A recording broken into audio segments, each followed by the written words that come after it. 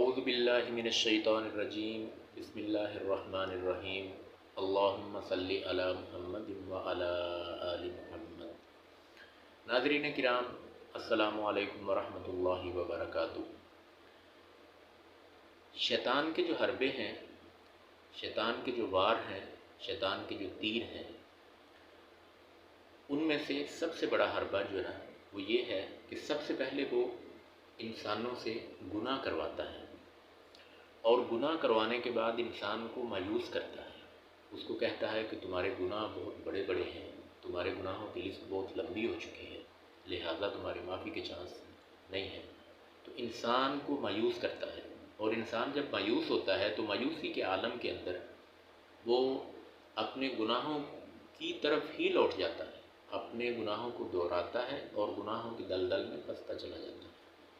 تو ناظرین کرام، اللہ کی رحمت بہت وسیع ہے، اللہ کی رحمت سے مایوس نہیں ہونا۔ اور یہ اللہ تعالیٰ خود فرما رہے ہیں۔ ایک تو قرآن کریم کا جو آغاز ہو رہا ہے وہ بسم اللہ الرحمن الرحیم سے ہو رہا ہے، اور بسم اللہ کا ترجمہ آپ سب کو آتا ہے کہ شروع اللہ کے نام سے جو بڑا مہربان نہایت رحم والا ہے۔ تو آگے فرمایا کہ ذالک الکتاب، اس کتاب میں شک بھی نہیں۔ تو آپ کا، میرا، ہم سب مسلمانوں کا یہ ایمان ہے کہ قرآن کریم تو ایک سچی اور مسلمہ کتاب ہے، بے مثال کتاب ہے۔ تو قرآن کے اندر آیا نا بسم اللہ الرحمن الرحیم، تو یہ بالکل سچ ہے۔ اللہ بخشنے والے ہیں، رحیم ہیں، کریم ہیں۔ اس کے بعد اللہ تعالیٰ نے نبی کریم صلی اللہ علیہ وآلہ وسلم کو فرمایا، قل، کہہ دیجئے، یا عبادی الذین اسرفوا علی انفسہم لا تقنطوا من رحمت اللہ ان اللہ یغفر الذنوب جميعا انہ هو الغفور الرحیم۔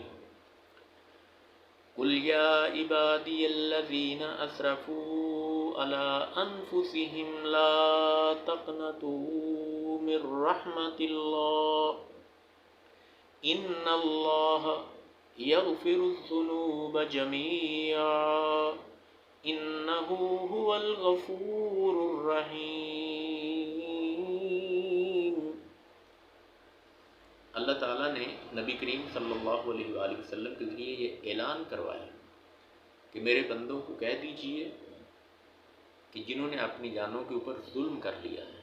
اپنی جانوں کے اوپر ظلم کیا ہے؟ یہ جو ہم گناہ کرتے ہیں یہ اپنی جان کے اوپر ظلم ہی کرتے ہیں نا۔ اگر اللہ تعالیٰ معاف نہ کریں اور ہمیں معافی کی توفیق نہ دیں اور گناہ لیے ہم دنیا سے جائیں تو آپ دیکھیں ذرا وہ کیا انجام ہوگا۔ موت کی سختیاں ہیں، پھر قبر کے معاملات ہیں، پھر حشر کی ذلت ہے، پھر جہنم کا عذاب ہے۔ تو ہم سب مسلمانوں نے اپنا محاسبہ کرنا ہے اور اللہ تعالیٰ سے معافی مانگنی ہے۔ معافی کے کئی طریقے ہیں۔ آپ دل ہی دل میں معافی مانگ سکتے ہیں۔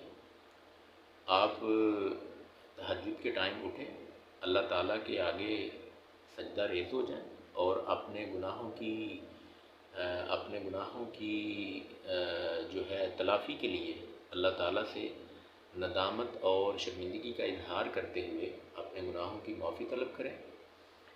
تو یہ ویڈیو بنانے کا جو میرا مقصد ہے، میں آپ کو ایک چھوٹا سا پیکج بنا کر وہ آپ کے سامنے رکھنا چاہتا ہوں کہ آپ صلاۃ التوبہ پڑھیں، اور یہ گاہے بگاہے پڑھتے رہنا چاہیے۔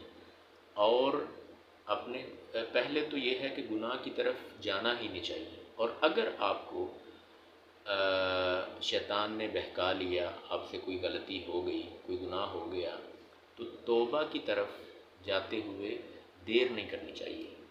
فوری طور کے اوپر آپ 2 رکعت نماز پڑھیں، اور سجدے کے اندر یہ جو میں دعائیں بتانے لگا ہوں یہ کریں، کیونکہ نبی کریم صلی اللہ علیہ وآلہ وسلم کا طریقہ بھی یہی تھا کہ آپ لمبے لمبے سجدے کیا کرتے تھے، کیونکہ سجدے کی حالت میں بندہ جو ہے وہ اللہ کے بہت قریب ہوتا ہے، اور انسان نے اپنے آپ کو ایک طرح سے اللہ کے قدموں میں گرایا ہوتا ہے، اور اللہ کے سامنے جھکنا اس میں کوئی آر والی بات نہیں، بلکہ اللہ کے سامنے جھکنے میں فخر محسوس کریں، اور اللہ اگر آپ کو اپنے در پر جھکنے کی توفیق دیتا ہے تو اس پر اللہ کا شکر ادا کریں، اور اگر اللہ آپ کو توبہ کی توفیق دیتا ہے تو اس پر اللہ کا شکریہ ادا کریں۔ وہ بڑے مقدر والے، نصیب والے ہوتے ہیں، بڑے قسمت والے ہوتے ہیں جن کو اللہ توبہ کی توفیق دیتے ہیں۔ تو وقت آپ طے کر لیں کون سا ٹائم آپ کو مناسب لگتا ہے، لیکن میں تو کہوں گا کہ تہجد کا ٹائم ہو، آپ اٹھیں، اچھے طریقے سے وضو کریں، اور آپ 2 نفل جو ہے وہ ادا کریں اور سجدے میں جائیں، یعنی 2 نفل اگر آپ ادا کرتے ہیں تو اس میں 4 سجدے آئیں گے۔